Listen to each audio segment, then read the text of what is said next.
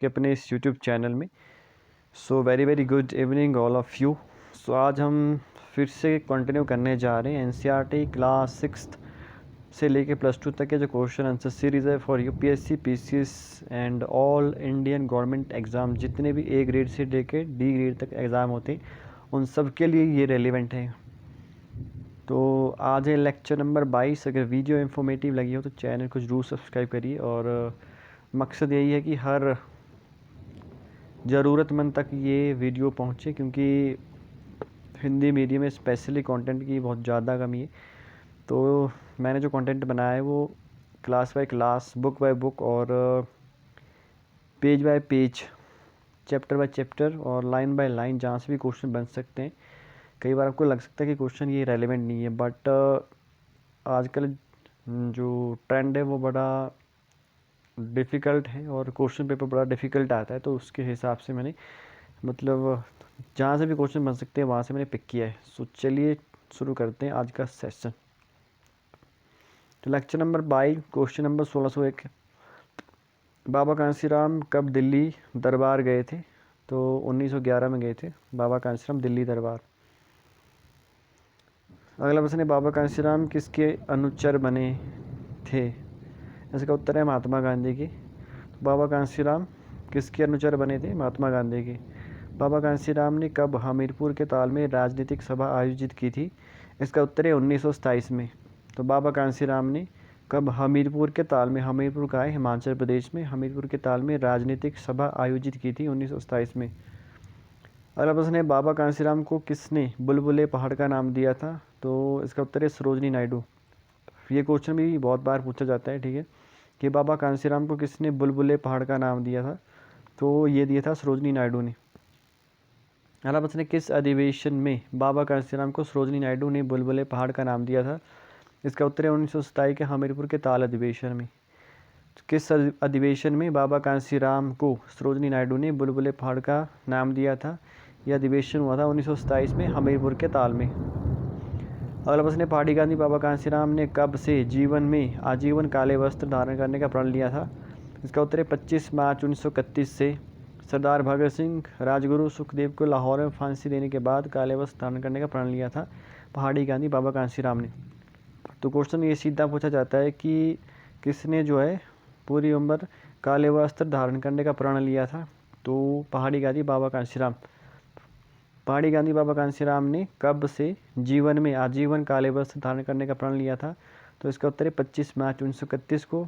इसलिए सरदार भगत सिंह, राजगुरु सुखदेव को लाहौर में, कहाँ पे? लाहौर में फांसी देने के बाद काले वस्त्र धारण करने का प्रण लिया था। अगला प्रश्न है, बाबा कांसीराम को क्या कहा जाता है? उत्तर, स्याहपोश जर्नेल कहा जाता है। तो बाबा कांसीराम को क्या कहा जाता है? स्याहपोश जर्नेल। अगला प्रश्न है, बाबा कांसीराम को किसने पहाड़ी गांधी कहा? तो इसका उत्तर है पंडित जवाहरलाल नेहरू ने। तो बाबा कांसीराम को पहाड़ी गांधी किसने कहा था? पंडित जवाहरलाल नेहरू ने। तो पहाड़ी गांधी किससे कहा जाता है? बाबा कांसीराम को। ये क्वेश्चन भी पूछा जाता है, ठीक है, याद रखना है। अगला प्रश्न है, किस जनसभा में बाबा कांसीराम को पहाड़ी गांधी कहा गया था? इसका उत्तर है 1937 की गदड़ीवाला होशियारपुर पंजाब की जनसभा में। तो किस जनसभा में बाबा कांसीराम को पहाड़ी गांधी कहा गया था? 1937 की गदड़ीवाला होशियारपुर पंजाब की जनसभा में। अगला प्रश्न, बाबा कांसीराम की पुस्तकों को किस में संकलित किया गया था? तो इसका उत्तर है बाबा कांसीराम द्वारा 500 से ज़्यादा पुस्तकें लिखी गई, जिसका वर्णन उनके पुत्र सवाया राम द्वारा पहाड़ी सरगम बुक में संकलित किया गया। तो क्या प्रश्न है, बाबा कांसीराम की पुस्तकों को किस में संकलित किया गया था? मतलब बाबा कांसीराम जी ने जो पुस्तकें लिखी थी उनका वर्णन किस में है? तो इसका उत्तर है बाबा कांसीराम द्वारा 500 से ज़्यादा पुस्तकें लिखी गई थी, जिसका वर्णन उनके पुत्र, क्या नाम है पुत्र का? सवाया राम द्वारा पहाड़ी सरगम बुक में संकलित किया गया है। अगला प्रश्न है, किस हिंदी उपन्यास से बाबा कांसीराम ने फरियाद लिखा? इसका उत्तर है हिंदी उपन्यास बाबा बालकनाथ से फरियाद लिखा। तो क्या प्रश्न है, किस हिंदी उपन्यास से बाबा कांसीराम ने फरियाद लिखा? इसका उत्तर है हिंदी उपन्यास बाबा बालकनाथ से फरियाद लिखा था बाबा कांसीराम ने। अगला प्रश्न है, बाबा कांसीराम की मृत्यु कब हुई थी? तो उनकी मृत्यु हुई थी 12 अक्टूबर 1943 को। तो बाबा कांसीराम की मृत्यु 12 अक्टूबर 1943 को। अगला प्रश्न है, बाबा कांसीराम की स्मृति में किसने डाक टिकट जारी किया था? इसका उत्तर है 23 अप्रैल 1984 में इंदिरा गांधी जी ने ज्वालामुखी में, ज्वालामुखी जो कांगड़ा हिमाचल प्रदेश में पड़ता है, तो ज्वालामुखी में इनकी स्मृति में डाक टिकट जारी किया गया था। तो बाबा कांसीराम की स्मृति में किसने डाक टिकट जारी किया था? इसका उत्तर है 23 अप्रैल 1984 को इंदिरा गांधी जी ने ज्वालामुखी में इनकी स्मृति में डाक टिकट जारी किया गया था। तो किसने? इंदिरा गांधी जी ने, जो उस टाइम पीएम थी। अगला प्रश्न है, किसने अंग्रेजी में बाबा कांसीराम भारत के निर्माता पुस्तक लिखी? तो इसका उत्तर है नारायण चंद्र पराशर।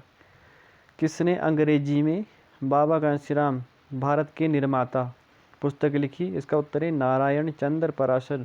तो नारायण चंद्र पराशर ने कौन सी पुस्तक लिखी अंग्रेजी में? बाबा कांसीराम भारत के निर्माता। अगला प्रश्न है, बाबा कांसीराम किसकी विचारधारा के प्रबल समर्थक थे? तो इसका उत्तर है सुभाष चंद्र बोस। बाबा कांसीराम किसकी विचारधारा के प्रबल समर्थक थे? सुभाष चंद्र बोस। अगला है लेसन नंबर 2, ठाकुर हजारा सिंह। तो क्वेश्चन नंबर 1616 है, ठाकुर हजारा सिंह का जन्म कहाँ पे हुआ था? इसका उत्तर है 1897 में जालंधर के गांव घड़ियाल में। ठाकुर हजारा सिंह का जन्म कहाँ पे हुआ था? इसका उत्तर है 1897 में जालंधर के गांव घड़ियाल में। अगला प्रश्न है, ठाकुर हजारा सिंह किस आंदोलन से स्वतंत्रता संग्राम में शामिल हुए? इसका उत्तर है महात्मा गांधी के 1920 के असहयोग आंदोलन में शामिल हुए। तो ठाकुर हजारा सिंह किस आंदोलन से स्वतंत्रता संग्राम में शामिल हुए थे? महात्मा गांधी जी के 1920 के असहयोग आंदोलन में शामिल हुए थे ठाकुर हजारा सिंह। अगला प्रश्न, ठाकुर हजारा सिंह ने सर्वप्रथम किसकी नींव रखी? इसका उत्तर है नादौन सेवा समिति। ठाकुर हजारा सिंह ने सर्वप्रथम किसकी नींव रखी थी? इसका उत्तर है नादौन सेवा समिति। तो ठाकुर हजारा सिंह ने सर्वप्रथम नींव रखी थी नादौन सेवा समिति की। अगला प्रश्न, महात्मा गांधी की सविनय अवज्ञा आंदोलन 1930 के दौरान इनका मुख्य केंद्र कौन था? इसका उत्तर है नादौन। किनका? ठाकुर हजारा सिंह का जो है महात्मा गांधी की सविनय अवज्ञा आंदोलन 1930 के दौरान मुख्य केंद्र कौन था? नादौन। नादौन जो हमीरपुर में पड़ता है, हमीरपुर हिमाचल प्रदेश।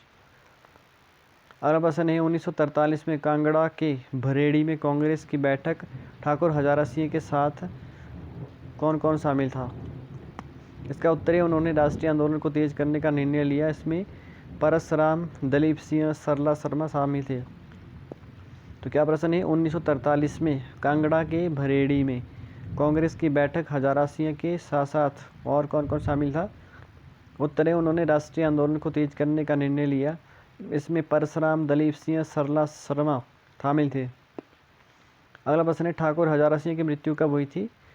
तो इसका उत्तर है 26 जनवरी 1985 को। ठाकुर हजारा सिंह की मृत्यु कब हुई थी? 26 जनवरी 1985 को। अगला है लेसन नंबर 3, पंडित संतराम संत।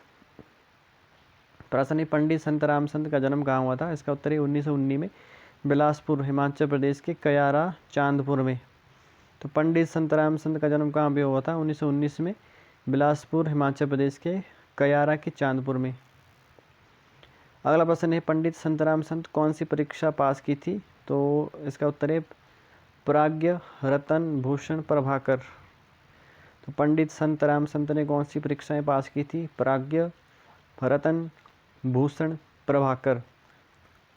अगला प्रश्न है, किसके साथ मिलने के बाद स्वतंत्रता संग्राम में शामिल हुए संतराम संत? इसका उत्तर है गुजरावाला में इनकी मुलाकात नरेंद्र देव से हुई। इसके बाद स्वतंत्रता संग्राम में कूदे। तो किसके साथ मिलने के बाद स्वतंत्रता संग्राम में शामिल हुए थे संतराम संत? तो इसका उत्तर है गुजरावाला में इनकी मुलाकात नरेंद्र देव से हुई। इसके बाद स्वतंत्रता संग्राम में कूदे। अगला प्रश्न है, संतराम संत का विवाह किससे हुआ था? इसका उत्तर है सुकेत के गांव सरोस के दास राम की पुत्री कौशल्या से। संतराम संत का विवाह किससे हुआ था? इसका उत्तर है सुकेत के गांव सरोस के दास राम की पुत्री कौशल्या से। अगला प्रश्न है, 1942 में संतराम संत ने कहाँ पर प्रजामंडल के गठन का कार्य प्रारंभ किया था? इसका उत्तर है बिलासपुर में। 1942 में संतराम संत ने कहाँ पर प्रजामंडल के गठन का कार्य प्रारंभ किया था? बिलासपुर में। अगला प्रश्न है, संतराम संत के प्रजामंडल में उनका साथ किसने दिया था? इसका उत्तर है नरोत्तम ने, सदाराम ने, देवीराम ने, दौलतराम ने, संतराम कागा। प्रश्न क्या है, संतराम संत के प्रजामंडल में उनका साथ किसने दिया था? नरोत्तम ने दिया था, सदाराम ने दिया था, देवीराम ने दिया था, दौलत राम ने दिया था, संतराम कागा ने दिया था।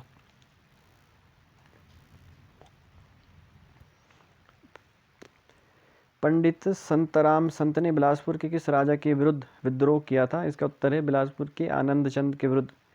तो बिलासपुर के आनंद चंद के विरुद्ध, बिलासपुर के किस राजा के विरुद्ध विद्रोह किया था? पंडित संतराम संत ने बिलासपुर के आनंद चंद के विरुद्ध। अगला लेसन नंबर 4, यशपाल। प्रश्न है, यशपाल का जन्म कब हुआ था? इसका उत्तर है 3 दिसंबर 1930 को फिरोजपुर छावनी में। परिवार, पिता का नाम था रंघाड़ा और माता प्रेमा देवी। तो यशपाल का जन्म कहाँ हुआ था? 3 दिसंबर 1930 को फिरोजपुर छावनी में। परिवार में पिता रंघाड़ा और माता प्रेमा देवी थे यशपाल के। अगला प्रश्न है, यशपाल किसके द्वारा स्थापित नेशनल कॉलेज में शामिल हुए थे? इसका उत्तर है लाला लाजपत राय। तो क्या क्वेश्चन है, यशपाल किसके द्वारा स्थापित नेशनल कॉलेज में शामिल हुए थे? तो लाला लाजपत राय द्वारा स्थापित नेशनल कॉलेज में शामिल हुए थे यशपाल। और प्रश्न है, यशपाल की पहली कहानी कहाँ से प्रकाशित की गई थी? इसका उत्तर है यशपाल की पहली कहानी बरेली से प्रकाशित भ्रमण में प्रकाशित थी। तो यशपाल की पहली कहानी कहाँ से प्रकाशित की गई थी? इसका उत्तर है यशपाल की पहली कहानी बरेली से प्रकाशित भ्रमण में प्रकाशित थी। अगला प्रश्न है, यशपाल ने लाहौर में किसके साथ बम बनाए थे? तो इसका उत्तर है लाहौर में नौजवान सभा के साथ। यशपाल ने लाहौर में किसके साथ बम बनाए थे? इसका उत्तर है लाहौर में नौजवान सभा के साथ। अगला प्रश्न है, भगत सिंह व बटुकेश्वर दत्त ने कब दिल्ली की केंद्रीय असेंबली में बम फेंका था? तो इसका उत्तर है 8 अप्रैल 1929 को। स्टेट पीसीएस में डायरेक्ट ये क्वेश्चन मैंने भी फेस किया था एक बार कि भगत सिंह और बटुकेश्वर दत्त ने कब जो है दिल्ली की केंद्रीय असेंबली में बम फेंका था? तो याद रखना है 8 अप्रैल 1929। 8 अप्रैल 1929 को 8 अप्रैल 1929 को भगत सिंह और बटुकेश्वर ने दिल्ली की केंद्रीय असेंबली में बम फेंका था 8 अप्रैल 1929। अगला प्रश्न है, जब लाहौर में बम बनाने की फैक्ट्री पकड़ी गई थी उसमें यशपाल किसके यहाँ रुके थे? तो इसके उत्तर अमृतसर पठानकोट होते हुए कांगड़ा के दीवान मानचंद के यहाँ रुके थे। तो जब लाहौर में बम बनाने की फैक्ट्री पकड़ी गई थी उसमें यशपाल किसके यहाँ रुके थे? इसका उत्तर है अमृतसर और पठानकोट होते हुए कांगड़ा के दीवान मानचंद के यहाँ। तो किसके यहाँ? मानचंद के यहाँ। अगला प्रश्न, यशपाल ने अपना नाम बदलकर क्या रखा था? इसका उत्तर है कृष्णा। दिल्ली गए भगवती चरण से मिलकर रोहतक में बम की योजना भी इन्होंने बनाई थी। तो यशपाल ने अपना नाम बदलकर क्या रखा था? कृष्णा। कृष्णा यानी कि यशपाल दिल्ली गए भगवती चरण से मिलकर रोहतक में बम बनाने की योजना इन्होंने बनाई थी। अगला प्रश्न है, दिसंबर 1932 में किसको बम से उड़ाने की असफल प्रयास किया था? तो इसका उत्तर है लॉर्ड इरविन को बम से उड़ाने का असफल प्रयास इंद्रपाल के साथ किया था। तो दिसंबर 1932 में यशपाल ने किसके साथ मिलकर जो है किसको बम से उड़ाने का असफल प्रयास किया था? असफल, ठीक है। तो लॉर्ड इरविन को बम से उड़ाने का असफल प्रयास यशपाल ने किसके साथ मिलकर किया था? इंद्रपाल के साथ दिसंबर 1932 में। अगला प्रश्न, यशपाल को गिरफ्तार करके किस जेल में रखा गया? यशपाल को गिरफ्तार करके किस जेल में रखा गया? इसका उत्तर है इलाहाबाद से गिरफ्तार करके कैनिंग रोड थाने में रखा गया। यशपाल को गिरफ्तार करके किस जेल में रखा गया था? इसका उत्तर है इलाहाबाद, उत्तर प्रदेश के इलाहाबाद से गिरफ्तार करके कैनिंग रोड थाने में रखा गया था। अगला प्रश्न है, फिलॉसफी ऑफ द बम किसकी रचना है? यशपाल की रचना है फिलॉसफी ऑफ द बम। सिंहावलोकन philosophy of the bomb Bhagwati Charan की सहायता से इन्होंने लिखी थी। तो फिलॉसफी ऑफ द बम किसकी रचना है? यशपाल की। फिलॉसफी ऑफ द बम, याद रखना है कि बम की फिलॉसफी किससे संबंधित है? यशपाल से संबंधित है। सिंहावलोकन और फिलॉसफी ऑफ द बम यशपाल ने किसके साथ मिलकर बनाई थी? भगवती चरण की सहायता से। तो सिंहावलोकन philosophy of the bomb Bhagwati Charan की सहायता से बनाई थी यशपाल ने। अगला प्रश्न है, यशपाल को कौन सी उपाधियाँ मिली थी? इसका उत्तर है 1970 में पद्म भूषण, 1974 में आगरा विश्वविद्यालय की डिलीट उपाधि मिली थी। तो यशपाल को कौन कौन सी उपाधियाँ मिली थी? यशपाल को 1970 में पद्म भूषण, उसके अलावा 1974 में आगरा विश्वविद्यालय की डिलीट उपाधि मिली थी यशपाल को। अगला lesson number 5 Daulat Ram संख्यान। Lesson number 5 Daulat Ram संख्यान। अगला क्वेश्चन है दौलत राम संख्यान का जन्म कब हुआ था? इसका उत्तर है 1919 में गांव पंचायतन बिलासपुर में। तो 1919 में गांव पंचायतन बिलासपुर में किसका जन्म हुआ था? दौलत राम संख्यान का। ये इस तरीके से भी क्वेश्चन पूछा जा सकता है। शिमला में Himalayan hill state Prajamandal Shimla की स्थापना कब की गई थी? 1936 में। शिमला में जो है Himalayan hill state Prajamandal Shimla की स्थापना कब की गई थी? 1936 में। अगला प्रश्न है शिमला में हिमालयन हिल स्टेट प्रजामंडल की स्थापना में किसने अपना योगदान दिया था? इसका उत्तर है टिहरी गढ़वाल के देव सुमन, बुशहर के पद्मदेव, जुब्बल के भागवत सोहटा ने योगदान दिया था। तो शिमला में हिमालयन हिल स्टेट प्रजामंडल की स्थापना में किसने अपने योगदान दिए थे? इसका उत्तर है टिहरी गढ़वाल के देव सुमन। कहाँ के? टिहरी गढ़वाल के देव सुमन, बुशहर के पद्मदेव, जुब्बल के भागवत सोहटा ने योगदान दिया था शिमला में हिमालयन हिल स्टेट प्रजामंडल की स्थापना में।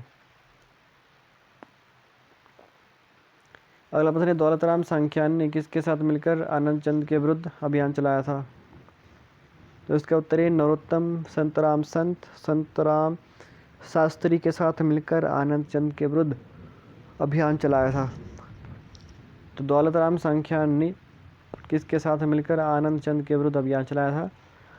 इसका उत्तर है नरोत्तम संतराम शास्त्री के साथ मिलकर आनंद चंद के विरुद्ध अभियान चलाया। अगला प्रश्न है 1945 में अखिल भारतीय देशी राज्य परिषद का सम्मेलन कहाँ पर हुआ था? इसका उत्तर है 1945 में उदयपुर में। 1945 में अखिल भारतीय देशी राज्य परिषद का सम्मेलन कहाँ पे हुआ था? 1945 में उदयपुर में। कौन सा? अखिल भारतीय लेकिन देशी राज्य परिषद, अखिल भारतीय लेकिन क्या है? देशी राज्य परिषद 1945 में उदयपुर में। उदयपुर का है? राजस्थान। अगला प्रश्न है उदयपुर में हुए अखिल भारतीय देशी राज्य परिषद अधिनियम में किसने भाग लिया था? तो इसका उत्तर है नरोत्तम शास्त्री व देवीराम के साथ मिलकर बिलासपुर का प्रतिनिधित्व किया था।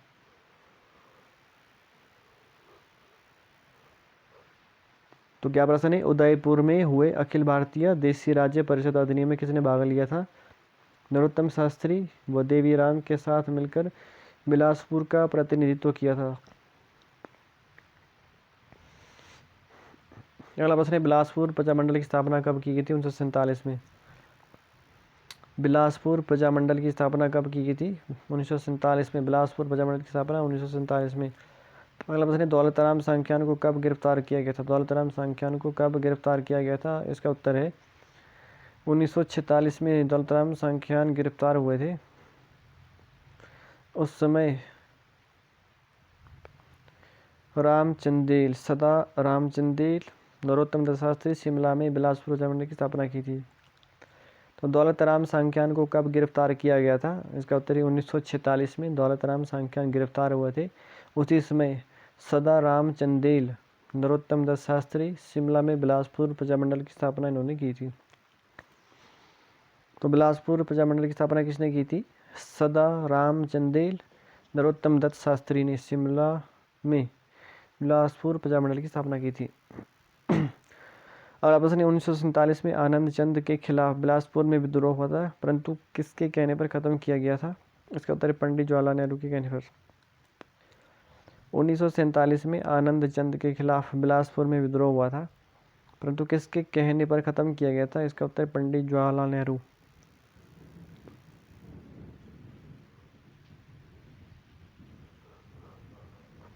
अगला प्रश्न है पंडित जवाहरलाल नेहरू ने किसे वास्तविक स्थितियां पता करने के लिए भेजा था? इसका उत्तर है नेहरू जी ने बाबू ब्रिस्बेन को रियासत की स्थिति का पता लगाने के लिए भेजा था, जिन्हें जाहू मार्ग से आने की अनुमति नहीं थी। तो पंडित जवाहरलाल नेहरू ने किसे वास्तविक परिस्थितियां या स्थितियां पता करने के लिए भेजा था? तो पंडित जवाहरलाल नेहरू जी ने बाबू ब्रिस्बेन को रियासत की स्थिति का पता लगाने के लिए भेजा था, जिन्हें जाहू मार्ग से आने की अनुमति नहीं थी। अगला प्रश्न है 1947 में कांग्रेस का अधिवेशन कहाँ पे हुआ था? इसका उत्तर है ग्वालियर। ग्वालियर में कांग्रेस का अधिवेशन हुआ था। इसमें नरोत्तम दास, इसमें कौन सा? नरोत्तम दास, लीला दास, शिवानंद ने भाग लिया था। 1947 में कांग्रेस का अधिवेशन कहाँ पे हुआ था? इसका उत्तर है ग्वालियर में कांग्रेस का अधिवेशन हुआ था। इसमें नरोत्तम दास, लीला दास व शिवानंद ने भाग लिया था। अगला प्रश्न 1650 में डॉक्टर यशवंत सिंह परमार प्रजातंत्र के सदस्य के रूप में प्रथम बार कब शामिल हुए थे? तो इसका उत्तर है 16 फरवरी 1948 को सुकेत सत्याग्रह में महत्वपूर्ण भूमिका निभाई थी। तो प्रश्न क्या है? डॉक्टर यशवंत सिंह परमार प्रजामंडल के सदस्य के रूप में प्रथम बार कब शामिल हुए थे? तो इसका उत्तर है 16 फरवरी 1948 को सुकेत सत्याग्रह में महत्वपूर्ण भूमिका निभाई थी। अगला प्रश्न, किसने बिलासपुर के विलय के लिए जाहू में 1998 में मीटिंग की? वह गांधीवादी विचारक थे। तो इसका उत्तर है दौलत राम संख्यान। किसने बिलासपुर के विलय के लिए जाहू में 1998 में मीटिंग की? वह गांधीवादी विचारक थे। तो वो कौन थे? दौलत राम संख्यान। अगला है lesson number 6 Bakhshi Pratap Singh. Question number 1652 में बख्शी प्रताप सिंह का जन्म कब हुआ था? इसका उत्तर है 1912 में पालमपुर के चढ़ियारा में। तो 1912 में पालमपुर के चढ़ियारा में किसका जन्म हुआ था? बख्शी प्रताप सिंह का। अगला प्रश्न है 1653 बख्शी प्रताप सिंह को किसने बख्शी की उपाधि दी? इसका उत्तर है कांगड़ा के कटोच राजा ने। तो बख्शी प्रताप सिंह को किसने बख्शी की उपाधि दी थी? कांगड़ा के कटोच राजा ने। बख्शी प्रताप सिंह को किसने बख्शी की उपाधि दी? कांगड़ा के कटोच राजा ने। ये उपाधियां भी कई बार पूछी जाती है, जैसे बख्शी प्रताप सिंह को किसने बख्शी की उपाधि दी थी? तो कांगड़ा के कटोच राजा ने। अगला प्रश्न है बख्शी प्रताप सिंह के पिता का नाम क्या था? इसका उत्तर है पिता श्री जयसी राम व माता गंगा देवी और पत्नी साहनी। बख्शी प्रताप सिंह के पिता कौन थे? उनके पिता थे जयसी राम, माता थी गंगा देवी और पत्नी थी साहनी। अगला प्रश्न है बख्शी प्रताप सिंह किसके नेतृत्व में आज़ाद हिंद सरकार के प्रेसिडेंट नियुक्त किए गए थे? इसका उत्तर है 1943 में सुभाष चंद्र बोस CHF के नेतृत्व में। तो क्या क्वेश्चन है? बख्शी प्रताप सिंह किसके नेतृत्व में आज़ाद हिंद सरकार के प्रेसिडेंट नियुक्त किए गए थे? इसका उत्तर है 1943 में सुभाष चंद्र बोस CHF के नेतृत्व में। अगला प्रश्न है बख्शी प्रताप सिंह को कर्नल मेहरदास के नेतृत्व में किस युद्ध में अंग्रेजी सेना के विरुद्ध भेजा गया? इसका उत्तर है अराक्कन युद्ध में अंग्रेजों के विरुद्ध उन्होंने गुरिल्ला युद्ध की। तो क्या प्रश्न है कि बख्शी प्रताप सिंह को कर्नल मेहरदास के नेतृत्व में किस युद्ध में अंग्रेजी सेना के विरुद्ध भेजा गया था? तो इसका उत्तर है अराक्कन युद्ध। अराक्कन युद्ध में अंग्रेजी सेना के विरुद्ध उन्होंने गुरिल्ला युद्ध किए थे। अगला प्रश्न है बख्शी प्रताप सिंह को ब्लैक वर्ग कैदी के रूप में किस किले में रखा गया था? इसका उत्तर है लाल किले में। तो बख्शी प्रताप सिंह को ब्लैक वर्ग कैदी के रूप में किस किले में रखा गया था? लाल किले। अगला प्रश्न है किस युद्ध के लिए बख्शी प्रताप सिंह को तमगा शत्रुनाश का खिताब मिला था? इसका उत्तर है बावली बाजार में अंग्रेजों के खिलाफ। तो क्या प्रश्न है किस युद्ध के लिए बख्शी प्रताप सिंह को तमगा शत्रुनाश का खिताब मिला था? इसका उत्तर है बावली बाजार में अंग्रेजों के खिलाफ। अगला प्रश्न है बख्शी प्रताप सिंह ने ईस्ट इंडिया कंपनी के संतरी को मारा इसलिए उनको फांसी की सजा दी गई, परंतु उन्हें किसने बचाया था? इसका उत्तर जवाहरलाल नेहरू। तो क्वेश्चन क्या है कि बख्शी प्रताप सिंह ने ईस्ट इंडिया कंपनी के संतरी को मारा था इसलिए उनको फांसी की सजा दी गई थी, परंतु उनको किसने बचाया था? उत्तर है जवाहरलाल नेहरू।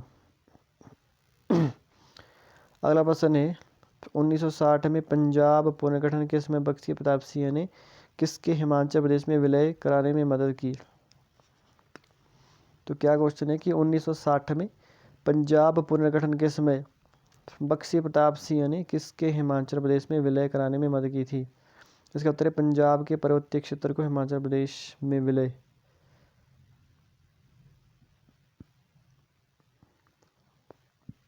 अगला प्रश्न है बख्शी प्रताप सिंह वायस परमार के समय कौन से मंत्री रहे? इसका उत्तर है राजस्व एवं पंचायती मंत्री, स्वतंत्रता सेनानी, ताम्रपत्र में मिला था 1992 में। तो क्या क्वेश्चन है कि बख्शी प्रताप सिंह वायस परमार के समय कौन से मंत्री थे? राजस्व पंचायती राज मंत्री, स्वतंत्रता सेनानी, ताम्रपत्र में मिला था उनको 1992 में। अगला है लेसन नंबर 7, लाला हेमराज।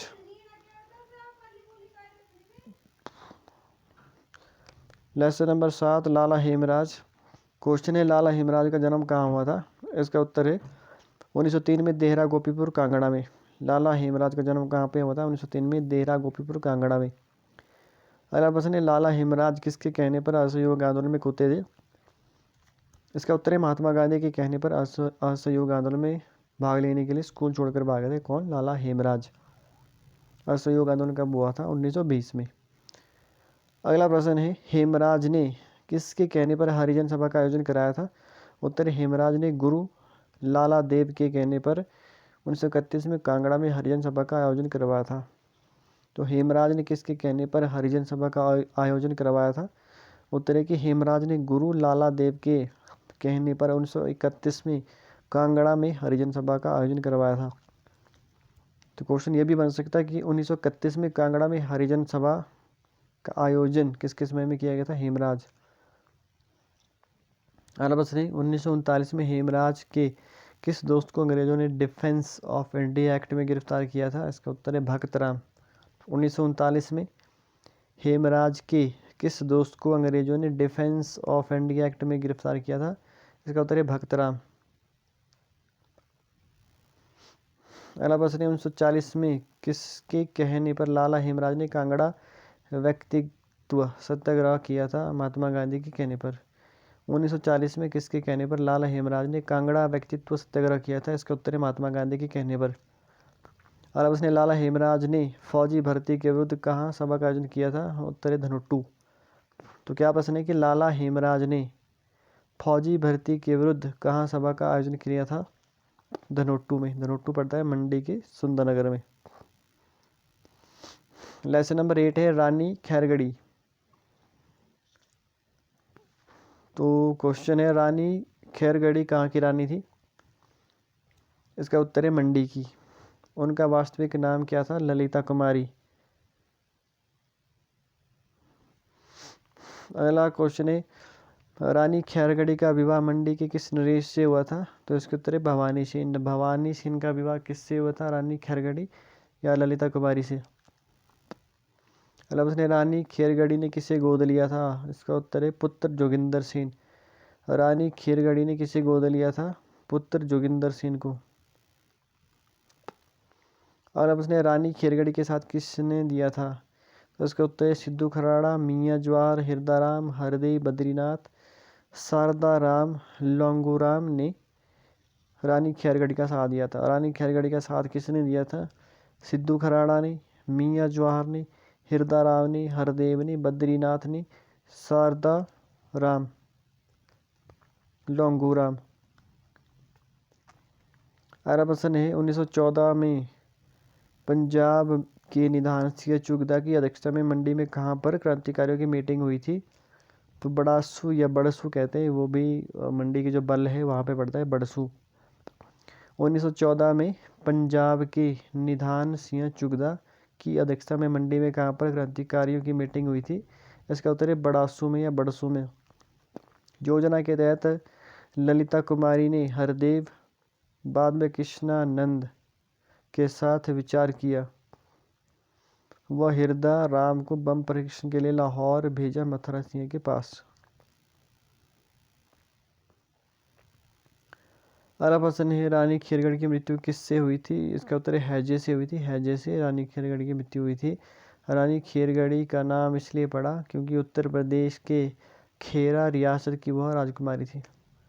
तो रानी खैरगढ़ी का नाम खैरगढ़ी क्यों पड़ा? क्योंकि वो जो उत्तर प्रदेश की खेरा रियासत की राजकुमारी थी। अगला लेसन नंबर 9 पंडित पद्मदेव। क्वेश्चन है पंडित पद्मदेव का जन्म कहाँ हुआ था? इसका उत्तर है 1901 में शिमला के रोहड़ू के गांव भगनोली में पिता बल्लीराम व माता बामदेवी। तो पंडित पद्म देव का जन्म कहाँ पे होता है? 1901 में शिमला के रोहड़ू के गांव भगनोली में। पिता बलीराम व माता बाम देवी। अगला प्रश्न है, पंडित पद्म देव किसके संपर्क में थे? इसका उत्तर है दयानंद की। पंडित पद्म देव किसके संपर्क में थे? इसका उत्तर है दयानंद की। पंडित पद्म देव को किसने आर्य समाज की तरफ मोड़ा? वैदिक ज्ञान ने।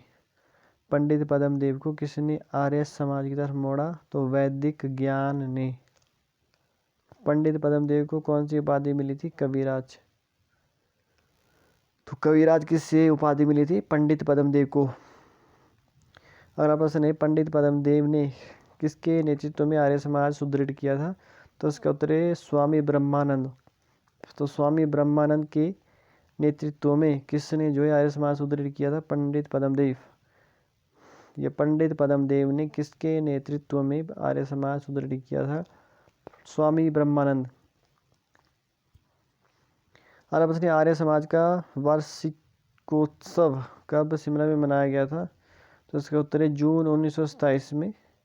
आर्य समाज के वार्षिक उत्सव में लाला लाजपत राय, हंसराज, मदन मोहन मालवीय, दुनीचंद शिमला में आए थे। तो आर्य समाज का वार्षिकोत्सव मतलब वार्षिक जो होता है उत्सव शिमला में कब मनाया गया था? ये मनाया गया था जून 1927 में। आर्य समाज के वार्षिक उत्सव में लाला लाजपत राय, हंसराज, मदन मोहन मालवीय, दुनीचंद शामिल थे। अगला प्रश्न है, हिमालय रियासत प्रजामंडल की स्थापना कब की थी? दिसंबर 1938 में। तो हिमालयन रियासत प्रजामंडल की स्थापना कब की गई थी? 1938 में। हिमालयन रियासत प्रजामंडल की स्थापना कब की गई थी? दिसंबर 1938 में। अगला प्रश्न है, हिमालयन रियासती प्रजामंडल की स्थापना कहाँ की गई थी? इसका उत्तर शिमला में की गई थी। तो हिमालयन रियासती प्रजामंडल HRPM की स्थापना कहाँ पे की गई थी? शिमला में की गई थी। अगला प्रश्न है, बुशहर रियासत प्रजामंडल की स्थापना कब की गई थी? तो इसका उत्तर है नवंबर 1930 में। तो बुशहर रियासत प्रजामंडल की स्थापना कब की गई थी? नवंबर 1930 में। और अपने सांगरी प्रजामंडल कब बना था? 1947 में। कौन सा? सांगरी प्रजामंडल 1947 में बना था। अगला प्रश्न है, हिमालयन हिल स्टेट प्रजामंडल के उपदेशक कौन बने थे? तो इसका उत्तर है हिमालयन रियासती प्रजामंडल के टिहरी गढ़वाल के देवसुमन उपदेशक बने थे। हिमालयन हिल स्टेट प्रजामंडल के उपदेशक कौन बने थे? हिमालयन रियासती प्रजामंडल के में जो है टिहरी गढ़वाल जो उत्तराखंड में है प्रेजेंट में, टिहरी गढ़वाल के देवसुमन उपदेशक बने थे। अगला प्रश्न है, हिमालयन हिल स्टेट प्रजामंडल में प्रधान कौन बने थे? पंडित पद्म देव। हिमालयन हिल स्टेट प्रजामंडल के प्रधान कौन बने थे? पंडित पद्म देव। हिमालयन हिल स्टेट प्रजामंडल में महामंत्री कौन बने थे? भागवत सोठा। तो क्या क्वेश्चन है कि हिमालयन हिल स्टेट प्रजामंडल में महामंत्री कौन बने थे? इसका उत्तर है भागवत सोठा। अगला प्रश्न है, 1939 में किसके नेतृत्व में बुशहर कुमार सेन जुब्बल के लोगों द्वारा बेगार के विरुद्ध अंग्रेजों को पत्र लिखा? उत्तर पंडित पद्म देव। 1939 में किसके नेतृत्व में बुशहर कुमार सेन जुब्बल के लोगों द्वारा बेगार के विरुद्ध अंग्रेजों को पत्र लिखा? तो इसका उत्तर है पंडित पद्म देव। किसमें? पंडित पद्म देव किसमें किसने जो है बेगार के विरुद्ध अंग्रेजों को पत्र लिखा था? बुशहर कुमार सेन जुब्बल के लोगों ने 1939 में। और अब 1939 में कहाँ के निजाम के विरुद्ध आंदोलन में पंडित पद्म देव ने भाग लिया? हैदराबाद। 1939 में कहाँ के निजाम के विरुद्ध आंदोलन में पंडित पद्म देव ने भाग लिया? हैदराबाद के निजाम के विरुद्ध।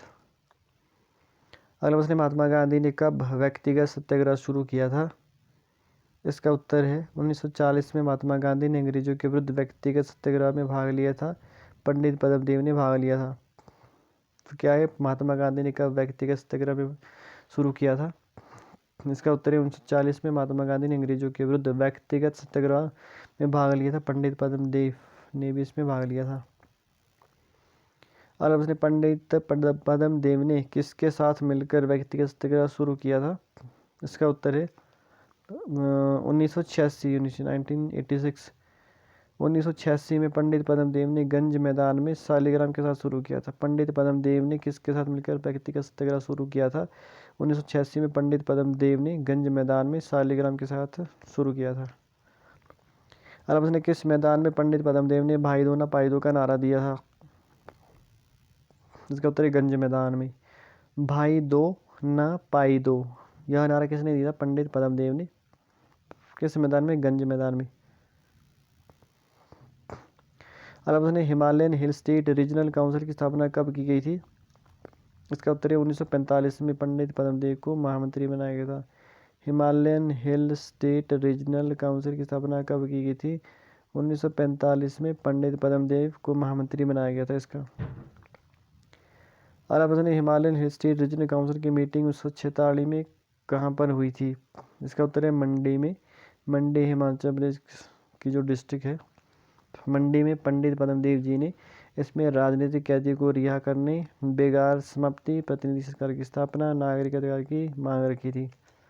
तो Himalayan hill state regional council की मीटिंग 1946 कहाँ पे हुई थी? मंडी में हुई थी। और यहाँ पे पंडित पद्मदेव जी ने इसमें राजनीतिक कैदियों को रिहा करने, बेगार समाप्ति, प्रतिनिधि सरकार की स्थापना, नागरिक अधिकारों की मांग रखी थी। अगला प्रश्न है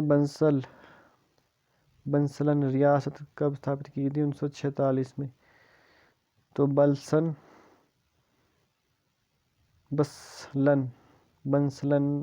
रियासत कब स्थापित की थी? 1946 में। लेसन 10 है चौधरी शेर जंग। लेसन 10 चौधरी शेर जंग। अलावा ने चौधरी शेर जंग का जन्म कहाँ पे हुआ था? इसका उत्तर 1960 में सिरमौर के नाहन में। पिता प्रताप सिंह, माता मुन्नी देवी, पत्नी मनोहरी। चौधरी शेर जंग का जन्म कहाँ पे होता है? 1960 में सिरमौर के नाहन में। पिता प्रताप सिंह और माता मुन्नी देवी, पत्नी मनोहरी। और अब उसने चौधरी शेर जंग सिरमौर के किस राजा के समय में कलेक्टर थे? इसका उत्तर है सिरमौर के राजा प्रताप सिंह के काल में। चौधरी शेर जंग सिरमौर के किस राजा के समय में कलेक्टर थे? इसका उत्तर सिरमौर के राजा प्रताप सिंह के काल में। अगला प्रश्न है 1927 में बहादुर रामचंद्र राव ने किसकी स्थापना की थी? इसका उत्तर है अखिल भारतीय देशी राज्य लोक परिषद। 1927 में बहादुर रामचंद्र राव ने किसकी स्थापना की थी? इसका उत्तर है अखिल भारतीय देशी राज्य लोक परिषद।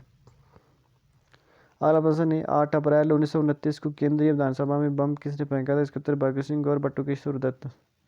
तो 8 अप्रैल 1929 को केंद्रीय विधानसभा में बम किसने फेंका था? भगत सिंह और बटुकेश्वर दत्त। केंद्रीय विधानसभा में बम कब फेंका था? 8 अप्रैल 1929 को भगत सिंह और बटुकेश्वर दत्त ने। अगला प्रश्न है अहमदाबाद रेलवे डकैती का प्रमुख अंग्रेजों ने किसे बनाया था? चौधरी शेर जंग। अहमदगढ़ रेलवे डकैती का प्रमुख अंग्रेजों ने किसे बनाया था? चौधरी शेर जंग को।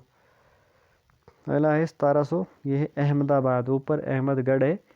अहमदगढ़ रेलवे डकैती चौधरी शेर जंग। और अहमदाबाद ट्रेन डकैती के लिए किससे जेल में डाला गया?